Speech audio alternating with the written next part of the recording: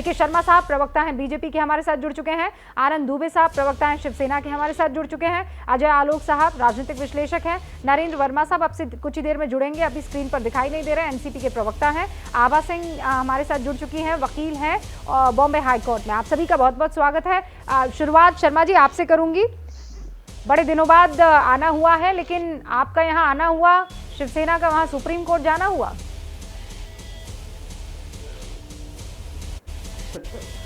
देखिए, अभी तक प्रकाश जी इनका आंतरिक मसला था, अपना ये उलझे हुए हैं, उसके अपना अंतर कलह है शिवसेना का। रही बात कि आज जब परिस्थिति फ्लोर टेस्ट की आई तो हम महाराष्ट्र में एक बहुत सबसे बड़े विपक्षी दल है, तो स्वाभाविक है कि जब वहाँ पर फ्लोर टेस्ट की बात आ गई और पिछले दिनों से जो हम देख रहे थे कि वहाँ की राजनीतिक परिस्थिति या सरकार जो है वो पूरी तरह से जो है उलझी हुई है, पूरे राज्य व्यवस्था चौपट हो गया है, कानून व्यवस्था चौपट हो गई है वहाँ की। तो एक मुख्य विपक्षी दल के नाते हमारा अब सामने आकर और उस चीज़ों का संज्ञान लेते हुए और उसमें फ्लोर टेस्ट में भाग लेना ये हमारे लिए आवश्यक है। फ्लोर टेस्ट इसलिए हम स्वाभाविक रूप से अब सामने हैं। फ्लोर टेस्ट को लेकर तो सुप्रीम कोर्ट में अभी सुनवाई हो रही है, उसमें भाग लेंगे। शर्मा जी, इसीलिए तो ये सवाल आपसे मैंने किया था कि शिवसेना अब तक नहीं गई थी, अब चली गई है फ्लोर टेस्ट को चुनौती देने के लिए। नहीं ठीक है ना, अभी तक तो शिवसेना कह रही थी कि आइए फ्लोर टेस्ट करा लीजिए, दूध का दूध हो जाएगा, पानी का पानी हो जाएगा, तो आज कल को भाग के चली गई शिवसेना वहां पर। रही बात की के शर्मा साहब, बस बड़ी खबर दे दूं, शिवसेना की याचिका पर सुप्रीम कोर्ट में सुनवाई शुरू हो गई। हमने कहा था आपको बस 5 से 10 मिनट की देरी है और ये सुनवाई शुरू हो जाएगी। शिवसेना ने फ्लोर टेस्ट की चुनौती दी है और इसी पर सुप्रीम कोर्ट में सुनवाई शुरू हो चुकी है। अंकित, डिटेल्स।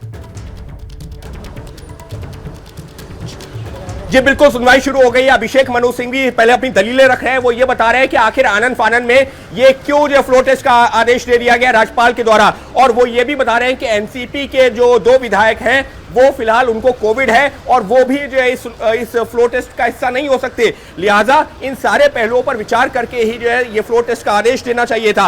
इस वक्त जो है कोर्ट रूम में तुषार मेहता मौजूद है, जो कि गवर्नर के वकील के तौर पर वहां पर मौजूद है। उसके अलावा वरिष्ठ वकील मनिंदर सिंह, राजीव धवन समेत जो तमाम वकील मौजूद हैं। लेकिन इस वक्त जो दलीलें रख रहे हैं वो अभिषेक मनु सिंघवी रख रहे हैं। वो यही अदालत को बता रहे हैं कि देखिए, इस पूरे मामले में एनसीपी के 2 विधायक कोविड पॉजिटिव हैं, और इतना ही नहीं, जिस तरीके से ये राज्यपाल ने आदेश दिया है, अगले जो मतलब आज सुबह आदेश दिया गया कि कल सुबह 11 बजे आप फ्लोर टेस्ट करवा लीजिए, ये सही नहीं है, क्योंकि वक्त दिया जाना जरूरी है। और फिलहाल एक एक करके अभिषेक मनु सिंघवी यही बता रहे हैं लगातार कि ये जो आदेश है ये सही क्यों नहीं है संवैधानिक तौर पर, नियमों के हिसाब से, और अगर इसको जो है फ्लोर टेस्ट करवाना भी है तो इतनी जल्दबाजी क्यों है। तो फिलहाल इस वक्त जो हमने जो सुबह देखा था कि अभिषेक मनु सिंघवी ने इस मामले में मेंशनिंग की थी और अपनी दलीलें कोर्ट में रखी थी। एक बार फिर से जब मामले की सुनवाई शुरू हुई है, अभिषेक मनु सिंघवी ही अदालत के सामने अपनी दलीलें रख रहे हैं। जी रूबिका।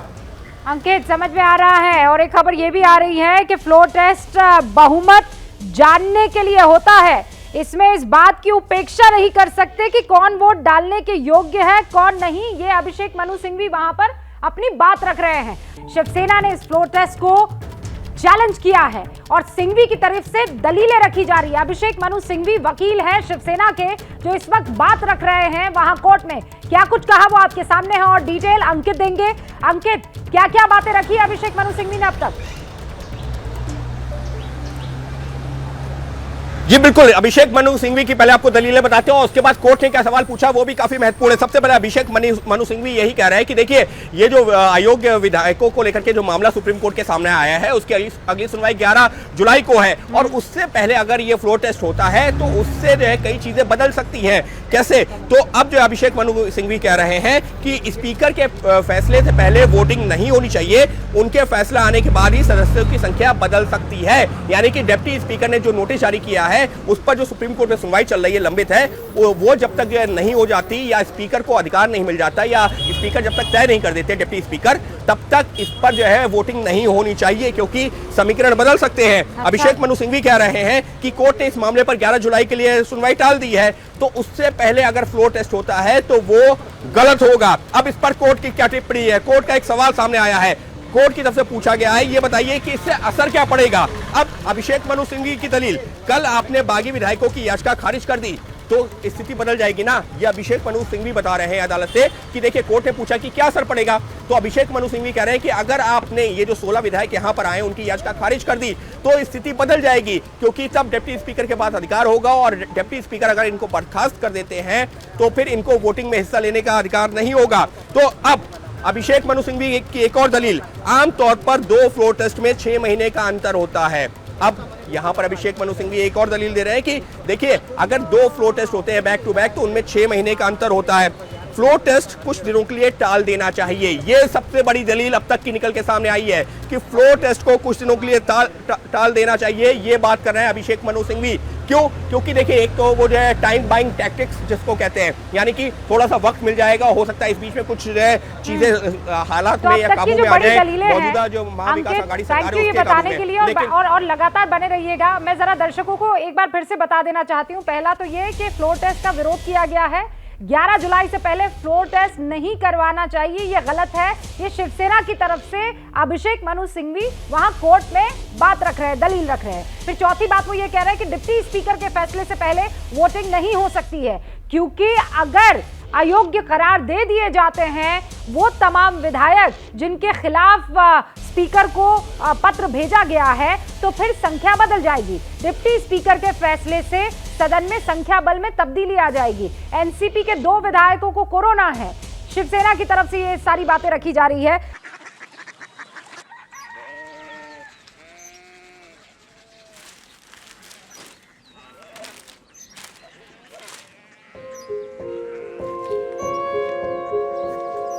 बाबा बाबा कोरिया सिटी जानी ना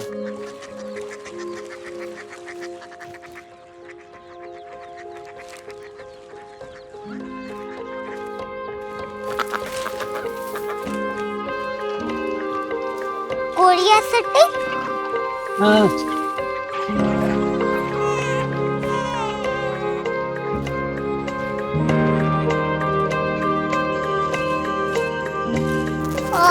कोरिया सिटी कहाँ पे है?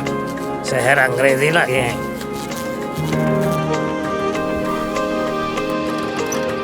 कोरिया सिटी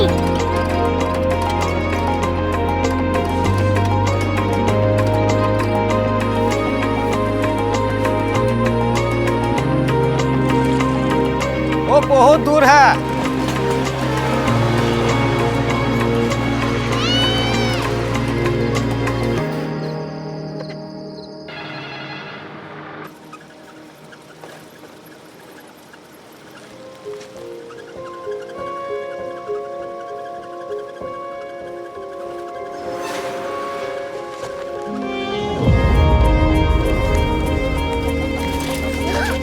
कोरिया सिटी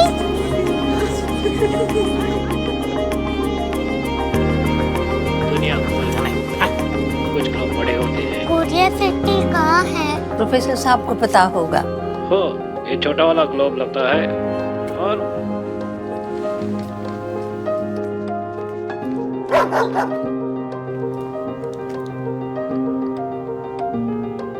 पता नहीं, मेरी बेटी से जाके मिल लो, शायद उसे मालूम हो।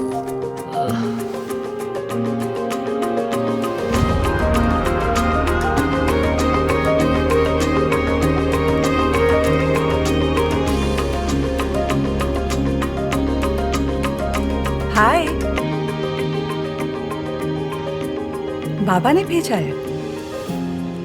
Come here. Korea city Korea city नहीं, क्यूरियोसिटी। वो क्या? That's what brought you here, जो तुम्हें यहाँ तक ले आया। क्यूरियोसिटी।